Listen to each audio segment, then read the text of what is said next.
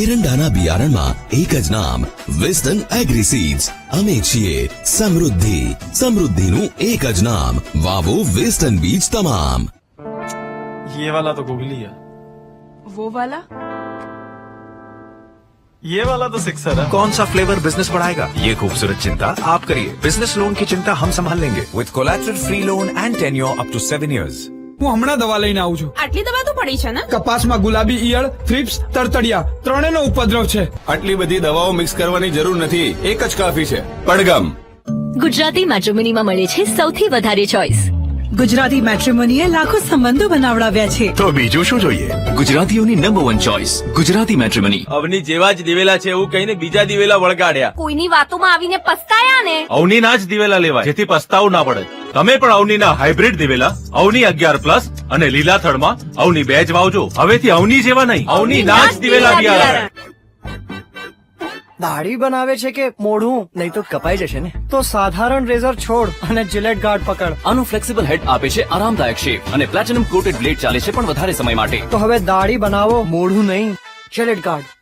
લાંબી લાંબી ભરાવદાર જાજેરી માળો, સુકારો ઓછો ને ઉતારો મોટો. એરંડા બિયારણ સ્કાયલોન 101+, સ્કાયલોન 303+, લીલા થડવાળી જાત સ્કાયલોન 202. एरंडा नो एक स्काइलॉन. हर रोज हो जाता हूँ लेट, साफ नहीं होता है मेरा पेट. अब भी मजा आएगा ना वीडियो. पेट दबा, रोग दबा, सबको पता, फिर तुझको नहीं क्यों पता? अबे घोचू, अथा इंडिया को मालूम है. पेट दबा और रोग दबा एक जगह. इन्होंने कोई नया प्लैनेट डिस्कवर नहीं किया, but he still feels out of the world. ये सेलिब्रेशन वाली हैप्पीनेस तो हेल्थ से ही मिलती है. इसलिए तिरुपति ऑयल्स के विटामिन्स एंड न्यूट्रिएंट्स आपके खाने को रखें हेल्दी और आपको happy. Tirupati edible oils, healthy वाली हैप्पीनेस.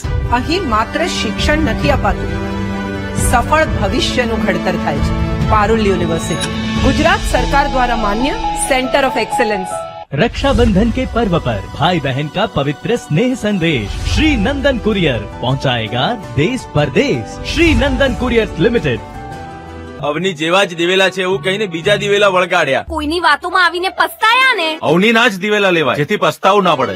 તમે પણ અવનીના હાઇબ્રિડ દિવેલા અવની 11+ અને લીલા થડમાં અવની 2 જ વાવજો. હવેથી અવની જેવા નહીં, અવનીના જ દિવેલા બિયારણ.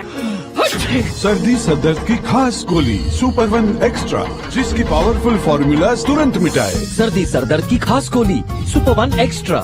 टूटे ना कोई व्रत किसी बहाने के लिए, और कैसे? उपवास के दिन भी स्वाद का वादा, हाथी राजग्र आटा. હું મારા ખેતરમાં ઓછો ખર્ચો કરું ને તોય દોઢ ઘણું ઉત્પાદન મળે એવી કોઈ વિધિ બતાવો. रुजुता ये तारा पाकનું ઉત્પાદન 1.5 ગણું વધારે આપશે. ધર્મજ ક્રોપ ગાર્ડ નું रुजुता. હું હમણાં દવા લઈને આવું છું. આટલી દવા તો પડી છે ને? કપાસમાં ગુલાબી ઈયળ, થ્રિપ્સ, તરતડિયા ત્રણેયનો ઉપદ્રવ છે. આટલી બધી દવાઓ મિક્સ કરવાની જરૂર નથી, એક જ કાફી છે. પડગમ.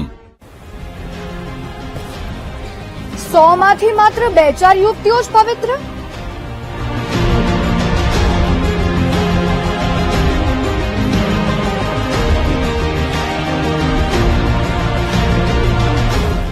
ભાભીને પાણીમાં રસ્તો મળશે?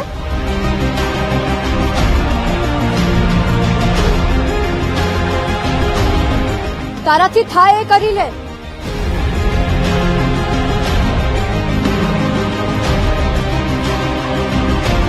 એ દહાડે કરી બોલતી બંધ.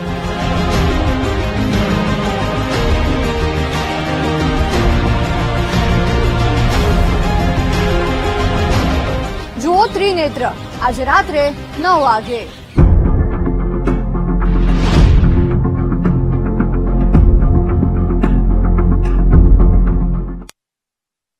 Welcome back. અને મહામંથનમાં હવે બીજો મહત્વનો મુદ્દો જેના પર ચર્ચા કરવી છે. રાજકોટની સિવિલ હોસ્પિટલ ફરી એકવાર વિવાદમાં આવી છે. વિવાદ કઈ પ્રકારનો હતો? એક યુવકનું એક્સિડન્ટ થાય છે, તેને હોસ્પિટલ સિવિલમાં લઈ જવામાં આવે છે. પરિવારજનો દ્વારા એ પ્રકારના આક્ષેપ લગાવવામાં આવે કે ત્યાંના ડોક્ટર, ત્યાંના તબીબ દ્વારા યોગ્ય રીતે સારવાર નથી આપવામાં આવતી, ફાઇલ માટે લાઇનમાં ઉભા રાખવામાં આવે છે. જો કે ઇમરજન્સી કેસ છે. આ વાતને લઈને સામે પક્ષે પણ પૂછવામાં આવ્યું. ડોક્ટર દ્વારા એ કહેવામાં આવ્યું કે આ ઇમરજન્સી કેસ ન કહી શકાય. એ દર્દી જાતે આવીને ચાલીને અહીંયા સુધી આવ્યા હતા, પહોંચ્યા હતા.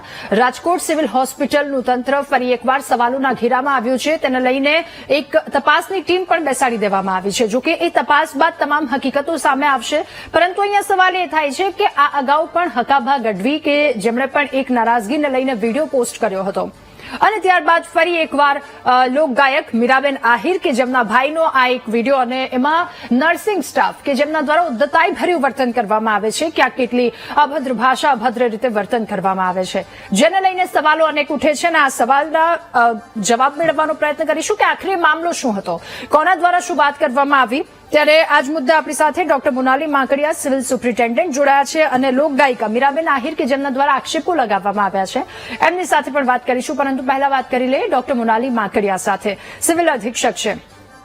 ડોક્ટર મોનાલી, આપનું ખૂબ સ્વાગત છે મહામંથનમાં. પહેલો સવાલ આપને એ પૂછવો છે કે રાજકોટની સિવિલ હોસ્પિટલ ફરી એકવાર વિવાદમાં આવી છે.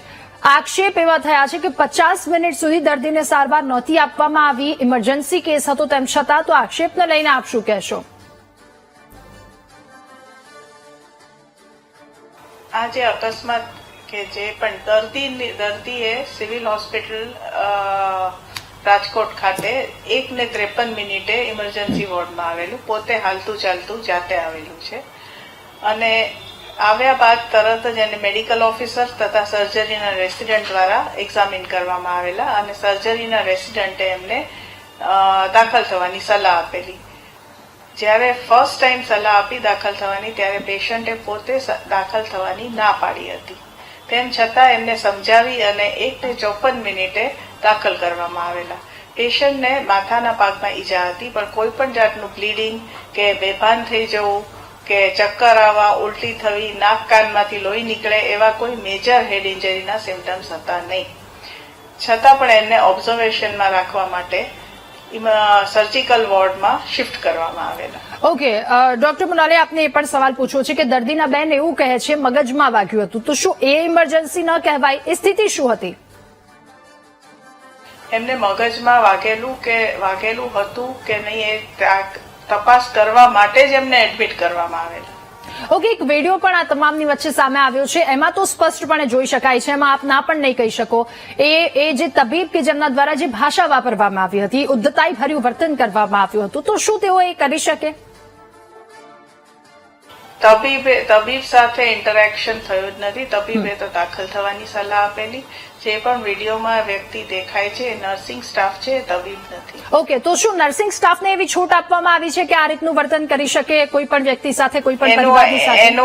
એની અમારી તપાસ કમિટી અત્યારે તપાસ ચાલુ જ છે.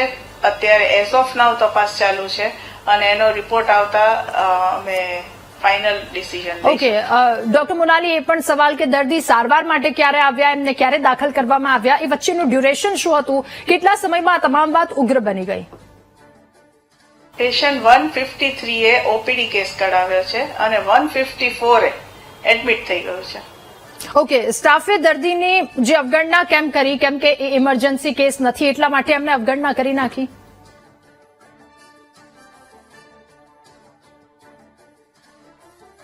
દર્દીને દાખલ થવાની વિનંતી અમારા તબીબ દ્વારા કરવામાં આવી છે અને દર્દીને ખૂબ મનાવીને અમારા તબીબે એમને એડમિટ કરેલા છે. ઓકે, તો પછી એ નર્સિંગ સ્ટાફ જેમના દ્વારા પરિવાર સાથે આવી રીતનું વર્તન કેમ કરવામાં આવ્યું? હા, એટલે એ કયા પોઈન્ટ પર ડિસસેટિસ્ફેક્શન પેશન્ટને થયું એની કમિટી અમારી ચર્ચા કરી જ રહી છે અને રિપોર્ટ આવે ફાઇનલ વસ્તુ આપણને જાણ થશે. આ સમગ્ર ઘટનાને લઈને ફેમિલી સાથે અથવા તો આપની કોઈ વાતચીત યા તો પછી આપના સ્ટાફની કોઈ વાતચીત થઈ છે?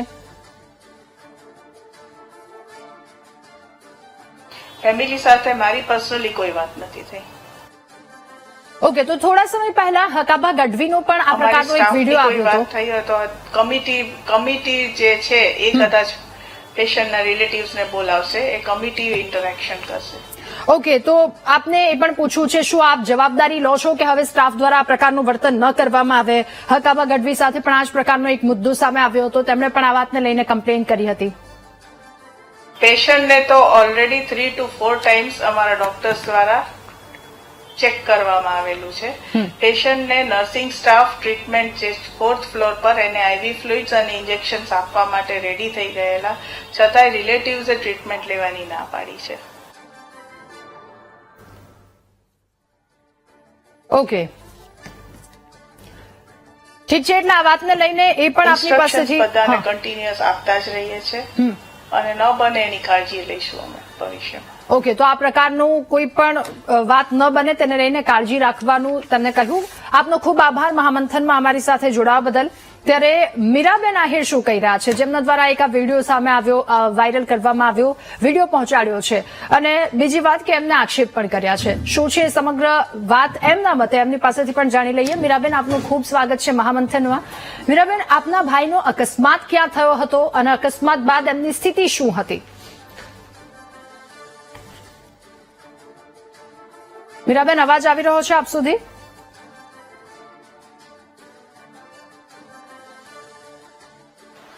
એમનો અકસ્માત છે ને પારોડી ચોકની આજુબાજુમાં થયેલો હતો અને એની નજદીક તો સિવિલ હોસ્પિટલ એક જ હતું, જ્યાં જે તે સમયે ત્યાં જે લોકો હતા એમને ત્યાં લઈ ગયા હતા.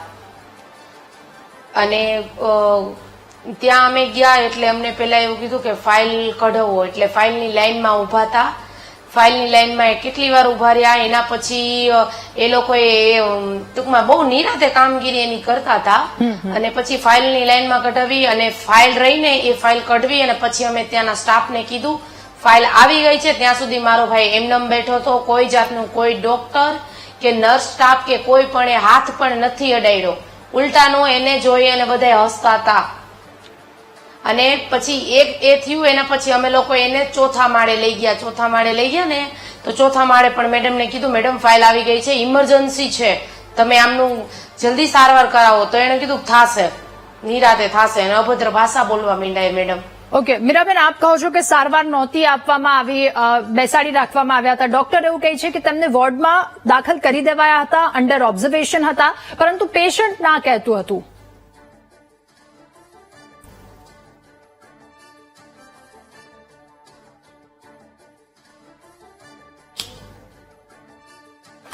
ડોક્ટરે પેલા તો કઈ કીધું જ નથી. ડોક્ટરે કેમ કે ડોક્ટરે હાથ જ નથી અડાડ્યો પેશન્ટને.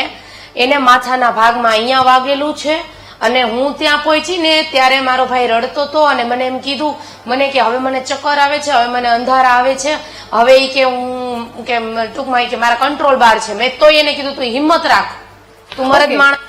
જી જી, દાખલ થવાને લઈને આપની શું રજૂઆત હતી અને શું જવાબ આપવામાં આવ્યો? એ નર્સિંગ સ્ટાફ દ્વારા શું વાત કરવામાં આવી આપની સાથે? એ કેવા પ્રકારનું વર્તન હતું? નહીં મેડમ, ખોટી વસ્તુ છે, સાવ ખોટી છે. તમે તમારા જો તમે સાચા હોય, તમે જે તમારું બોલેલું છે એના ઉપર જો તમે સાચા હોય ને તો તમે સિવિલના સીસીટીવી રજૂ કરો. મારો ભાઈ એમ બોલ્યો છે કે દાખલ નથી થવું, તો અમે અહીંયા ઝઘડો જ શું કામ કરી? અમે મેડમને છેક સુધી તમારી બધા પાસે, બધા ન્યૂઝ ચેનલ વાળા પાસે પ્રૂફ છે કે છેક સુધી હું એ વિડીયોમાં એમ બોલું છું કે પ્લીઝ મેડમ સારવાર કરો. કેમ કે પેલી વસ્તુ એમ બોલ્યા હતા, મેં એવું પણ સાંભળેલું છે કે બધાને પોતાના સ્વજન ઇમરજન્સી જ લાગે, ખરેખર ઇમરજન્સી નહોતી. તો પોતાનું વ્યક્તિ, પોતાનું માણસ જે છે એનું એક્સિડન્ટ થયું છે તો એને ઇમરજન્સી જ લાગે. ઓકે, એને ઇમરજન્સી જ લાગે. કેમ કે એને મગજના ભાગમાં વાગ્યું છે. શું થઈ શકે શું ના થઈ શકે અમને થોડી ખબર પડે છે. મીરાબેન, આપને એ પણ સવાલ પૂછો, અત્યારે આપના ભાઈ ક્યાં એડમિટ છે, એમની સ્થિતિ શું છે, ત્યાં ડોક્ટર શું કહી રહ્યા છે?